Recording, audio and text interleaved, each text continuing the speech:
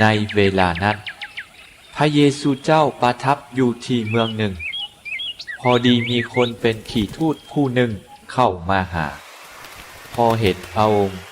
เขาก็หมูบลงจุดินพร้อมทั้งไหววอนว่าพระองค์เจ้าเอ๋ยถ้าพอพระทัยแล้วพระองค์ก็ปิ้นหัวข้าน้อยให้สะอาดบริสุทธิ์ได้พระเยซูเจ้าได้พาหัตถ์ไปบายตัวเขาพร้อมทั้งกล่าวว่า